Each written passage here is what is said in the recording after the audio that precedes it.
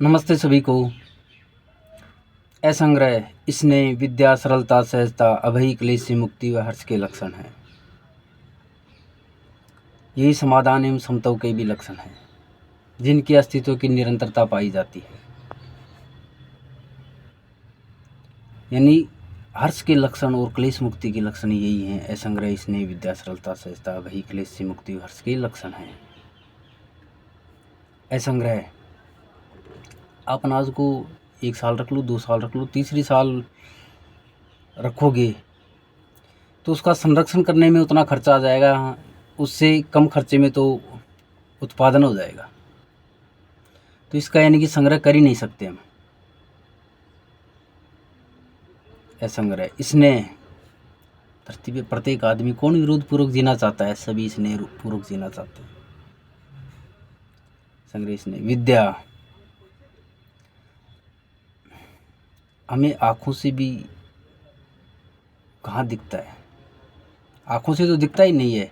जैसे हम कुछ सामान लाने गए, वो भूल गए क्या सामान लाना था, तो आँखों के सामने पड़ा रहे, कहाँ याद आता है?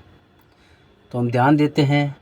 जैसे घर वालों ने कुछ सामान मंगाया कि जाओ तो बाज़ार से ले आना, तो कानों से सुनाई भी नहीं देता हमें।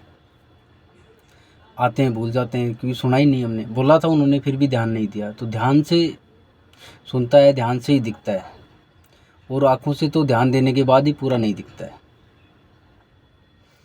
जैसे रशियन लोगों को यूक्रेन वाले दुश्मन नज़र आते हैं।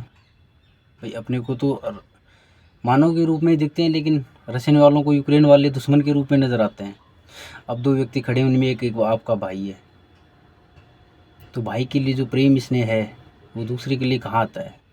तो यानी कि ये विद्या, यानी कि जैसा हमारे को दिखता है, इससे नहीं, ये भ्रम है ना, ये भ्रम मुक्ति ही विद्या से होगी। मानव को मानव के रूप में ही देखा जाए। जैसे बेटे के लिए स्कूल में उसके पास 5-7 और खड़े हैं, दोनों बेटे पढ़ गए, तो अपने के लिए कितना दर्द होता है। दूसरे के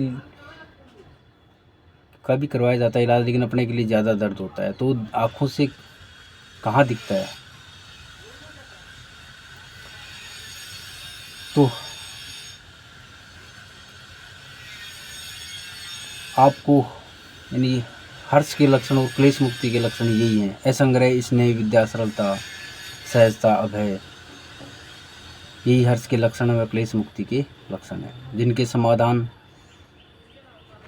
यही समाधान एवं समता के लक्षण भी हैं, जिनकी निरंतर अस्तित्व में जिनकी निरंतरता है। नमस्ते सभी को।